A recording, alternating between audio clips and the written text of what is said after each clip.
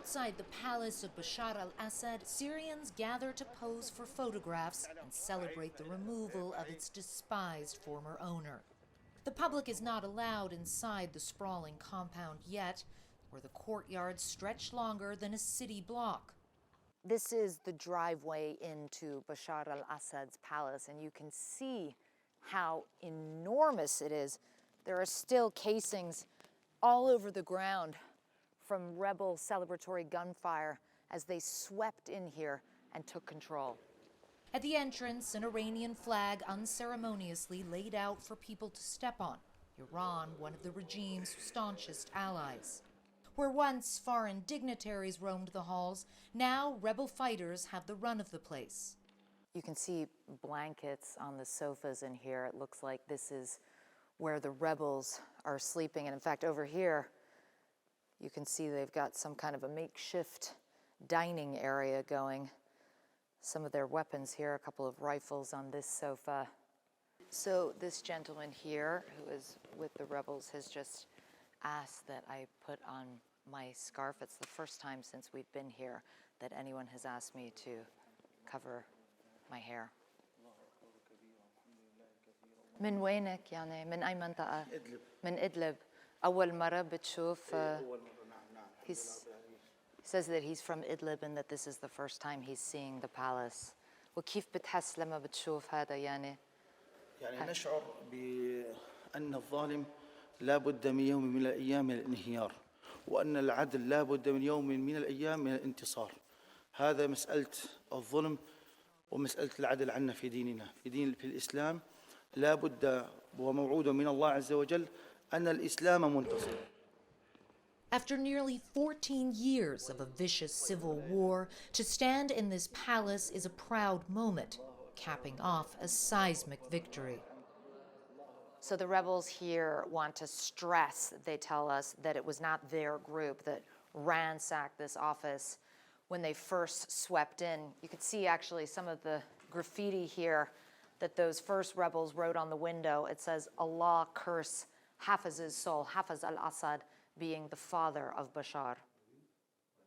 When you look at these ceilings and these chandeliers, the marble, the detail, this is the kind of opulence, this lavish lifestyle that engendered so much resentment from so many Syrians who have been struggling to survive for decades while the Assad family lived like this.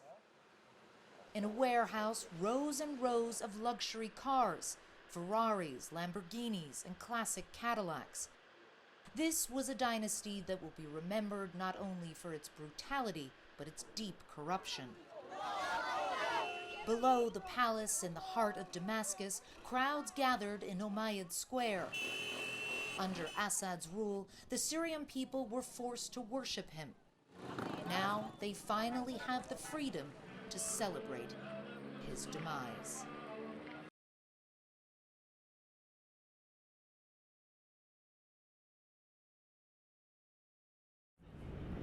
Across Syria, we're seeing scenes like this, military vehicles left abandoned on the sides of roads and highways. And if you look around here, you see these troops shed their military uniforms, you see combat boots, you see their belongings everywhere.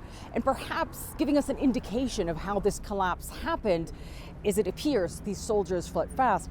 In this location at least, we're not seeing any signs of them putting up a fight. 72-year-old Bashir Saman is here with his son and his grandchildren. Did you ever imagine that this day would come? Really, no. No, at least in my few years left in my life, but I'm afraid of one thing. What? That someone will come up and say, this is candid camera. You still can't believe it happened, can you? No. I still feel like I'm still watched or something. Like, is there a camera anywhere or something? We're seeing a lot of people stopping here for photos, climbing on the tanks, people bringing their children, telling us that this is history and they want their children to witness it.